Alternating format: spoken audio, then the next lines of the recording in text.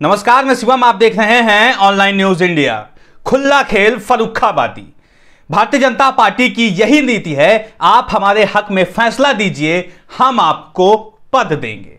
जी हां, आप हमारे हक में फैसला देंगे, हम आपको पद देंगे।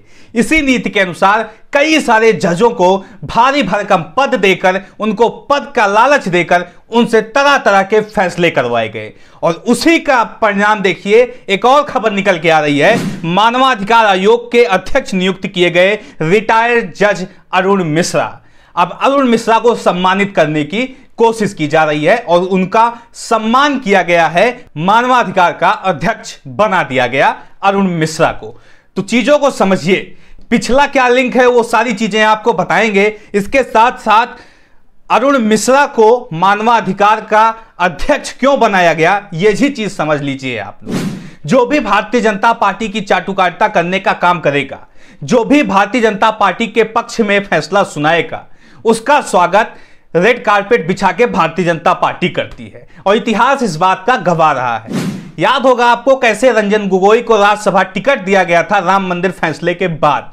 यह भी याद होगा कैसे सुरेंद्र यादव को उत्तर प्रदेश का उप लोकायुक्त नियुक्त किया गया था जब उन्होंने फैसला सुनाया था बाबरी मस्जिद विध्वंस में, और लाल कृष्ण आडवाणी, मुरली मनोहर जोशी जैसे लोगों को बरी कर दिया था। सारी चीजें विस्तार में समझाएंगे और चुनाव में कैसे इसका फायदा लिया जाता है वो सारी चीजें भी आपको समझाएंगे। तब चीजों को समझ पाएंगे कि भारतीय जनता पार्टी की असल में नीति क्या है और किन आधारों पे वो काम कर रही है, उस चीज को समझिए। लेकिन सबसे पहले ये पूरी खबर देखिए। मानवाधिकार आयोग के अध्यक्ष नियुक्त किए गए रिटायर्ड जज अरुण मिश्रा, सुप्रीम कोर्ट के सेवानिवृत्त न्यायाधीश अरुण मिश्रा भारत के मानवाधिकार आयोग के नए चीफ नियुक्त किए गए हैं। ये पूरी खबर क्या है इसको आप विस्तृत में समझ लीजिए। फॉर्मर सुप्रीम कोर्ट जज justice Arun Mishra will be the new chairperson of the national Human Right commission. The Hindu sitting government sources former Chief Justice of Jammu and Kashmir High Court Mahesh Mittal Kumar and former Director of Intelligence Bureau Ranjiv Jain had also been recommended for the high-powered panel of the member of the NHRC, but the official notification is yet to be out until the filling of this report, says the reporter। चीजों को समझिए आप कि किस तरीके से उन लोगों को पद दिया जा रहा है जो भारतीय जनता पार्टी के हक में फैसला सुनाया करते थे। अब इसके बाद कुछ पुराने बिंदुओं पे आपको लेकर चलते हैं जहां पे चीजें समझ पाएंगे कि कैसे और किन आधारों पे उनको मनोनीत कर दिया जाता है।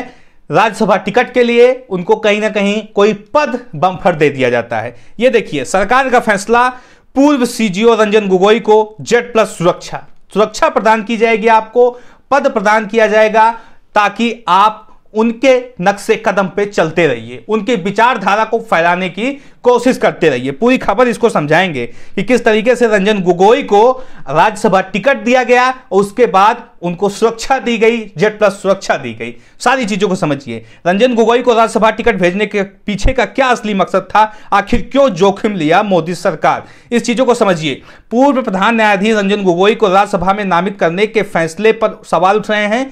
इन सवालों के पीछे उनके अयोध्या और राफेल मामलों पर सुनवाई किए गए फैसले। आपको बता दें कि रंजन गोगोई सुप्रीम कोर्ट के उन जजों में से शामिल हैं जिन्होंने उस समय प्रधान न्यायाधीश दीपक मिश्रा के खिलाफ प्रेस कॉन्फ्रेंस कर उन पर पक्षपात के आरोप लगाए थे। इसके बाद रंजन गोगोई पर एक तरह के नायक बनकर सामने आए थे, क्योंकि माना जा रहा है इसके बाद वह देश का प्रधान न्यायाधीश बनने का मौका खो सकते थे।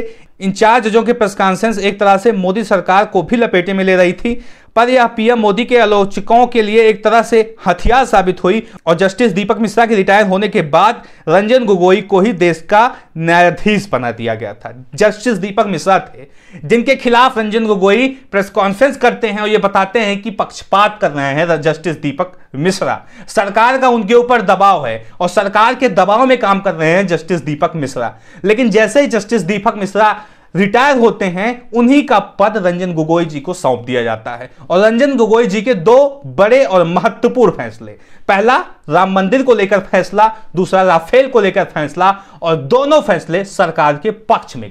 जब रंजन गोगोई रिटायर होते हैं तब उनको पद के तौर पे राज्यसभा का टिकट दे दिया जाता है। इसे कहते हैं हक में फैसला हम आपको पद देंगे।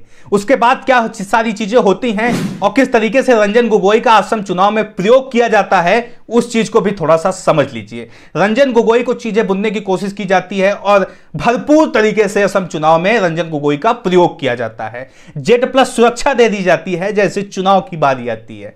सोचिए आप, जब चुनाव नजदीक आता है तब रंजन गोगोई को Z+ सुरक्षा प्रदान कर दी जाती है ताकि वो पूरे तरीके से, पूरे निष्ठापूर्ण तरीके से असम में उनके भारतीय जनता पार्टी के लिए प्रचार प्रसार कर सकें। और चीजें दिखाते हैं। केरल की खबर देखिए। केरल हाईकोर्ट के पूर्व जज बीजेपी में शामिल। मेट्रोमैन श्रीधरन के बाद दूसरी बड़ी एंट्री।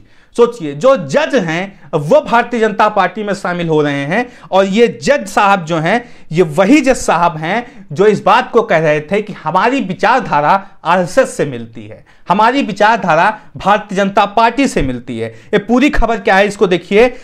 जज PN रविंद्र जो भारतीय जनता पार्टी में ज्वाइन हुए थे केरला इलेक्शन के पहले, और अपने प्रेस कॉन्फ्रेंस में निर्मला सीतारमण के साथ बैठकर इस बात को इन्होंने कहा था कि हमारी विचारधारा भारतीय जनता पार्टी की विचारधारा है, हमारी विचारधारा आरएसएस की विचारधारा है। तो सोचिए, जितने दिन अपनी सेवा इन्होंने जज रहते हुए दी होगी, तो क्या लगता है आपको ये निष्पक्ष रूप से कोई फैसला ले सके होंगे? क्या इनकी विचारधारा इनके फैसलों पे हावी नहीं हुई होगी? सवाल ये सबसे बड़ा है, लेकिन सवाल गंभीर है क्योंकि जजों का जिस तरह से पलायन भारतीय जनता पार्टी में हो रहा है वो दुखद है। कहीं ना कहीं उनके ऊपर शिकंजा कसा जा रहा है और ये बताया जा रहा है कि आप समझ जाइए वरना समझा दिए जाएंगे।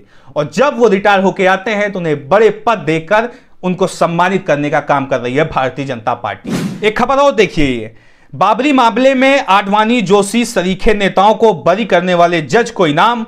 योगी ने अपना उपलोकायुक्त बनाया। उपलोकायुक्त बनाया गया उन जज को, सुरेंद्र यादव को, जो बाबरी विध्वंस मामले में लाल कृष्ण आडवाणी समेत मुरली मनोहर जोशी जैसे नेताओं को बरी किए थे। तो सीधा सीधा साफ साफ सारी चीजें दिखाई पड़ रही हैं कि किस तरीके से केवल आप उनके हक में फैसला दे दीजिए, आपको पद मिल जाएगा। इन्हीं चीजों को लेकर वरिष्ठ वकील प्रशांत भूषण लिखते हैं, Justice Arun Mishra like to be an next chairperson of National Human Right Commission, so we can look forward to be defunct body coming dead. This is what the Modi government has done to our institution.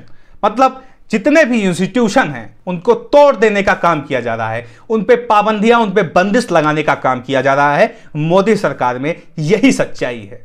अगर institution को खुला छोड़ दिया जाए तो मोदी सरकार की कैसे धज्जियां उड़ जाए, यह चीज सबको पता है। और यही कारण है कि मोदी सरकार उन सभी इंस्टीट्यूशंस पे पाबंदी लगा के रखा है जो मोदी सरकार के खिलाफ कोई एक्शन ले सकते हैं, कोई कार्रवाई कर सकते हैं। जिस तरीके से जज अरुण मिश्रा को मानवाधिकार आयोग का अध्यक्ष बनाया गया, इसको लेकर आपकी राय क्या है, इसको कमेंट बॉक्स में जरूर बताएं। साथ ही साथ चैनल को सब्सक्राइब करें, वीडियो को ज्यादा से ज्यादा शेयर करें। मिलते हैं इसी तरह किसी और खबर के साथ, तब तक के लिए नमस्कार। इस खबर को अभी लाइक करें, शेयर करें, अभी चैनल को सब्सक्राइब करें और घंटी जरूर दबाएं।